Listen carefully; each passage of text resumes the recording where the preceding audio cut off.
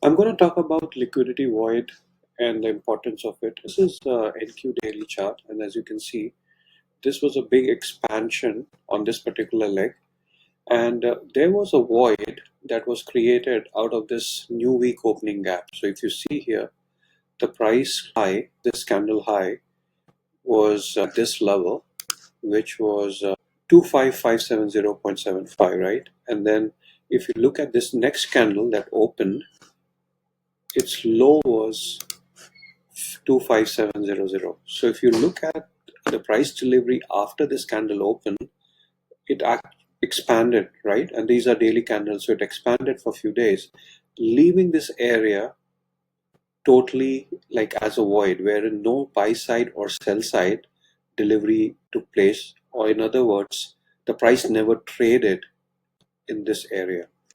So when you have a scenario like this, right, know that sooner or later the price is going to come and revisit it, because the liquidity void works as a strong magnet and works as a drawn liquidity.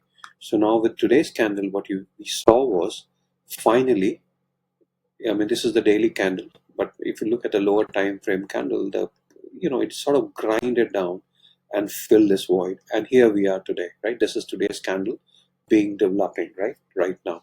So now, again, I guess it's important to mark the liquidity void once we see that, and have that on our charts, because that gives a fairly very very important clue in terms of what the market is doing. Now, as the market was coming down, if you had this here, you would understand that the draw was actually the liquidity void, and it's not that I mean, I'm not looking at this as anything more than a retracement, right? As for now.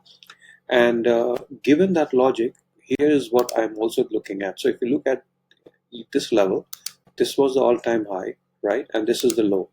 So the next thing that I'm going to talk about in this video is, can it be, something like this, right? Where the market sold off and now it can actually start to build strength, right? So how are we going to do that, right? So for that, I'm going to follow the market maker buy model, and I'm going to explain that in terms of what I mean. Now, since we have talked about the void, let me just clear this up and draw this FVG. So if you look at it, this was another one FVG from here all the way to this place, right? So here is, we'll call it a bullish fair value gap. Okay, so what I'm saying is that this is at least till the point where the price goes even lower and closes below this FEG structure, right? I'm looking at it as a normal retracement and then going higher, right? So if you see, even on a weekly chart, what do we have? We have this fair value gap, and what does this candle do? Just rebalances this fair value gap, right? So that's how I'm looking at it. The structure is overall still looking very bullish.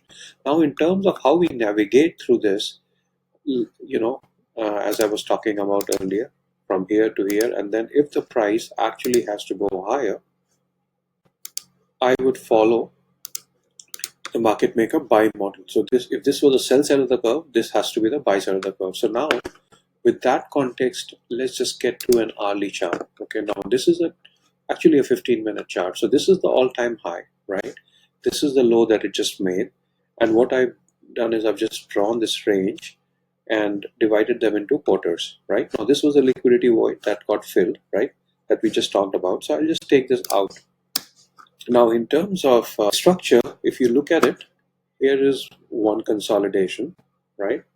Here is this one big consolidation area that I have marked in the chart. Here is another consolidation, right? And now if this is the reversal or this is the low, the way I'm going to use this is, first, obviously this is the 50% of this range, right? So this is definitely a high probability level for the price to get to. But then, can the price trade through this high and trade above this, right? Now, if this is done where the price is trading above this consolidation area, then it just gives me that confidence and says that yes, we are on the buy side of the curve, and perhaps the price may get to this consolidation high, right, which is 274. And typically what you will see is the price coming back down to this area, expanding, then maybe one more time down and then taking this high, right? So that's the kind of structure I'm looking at, and as long as I'm supported by this kind of price action, I would assume that, and that's, that we are on the sell side, right? So I mean buy side of the curve. So if this is the buy side of the curve, and here we already have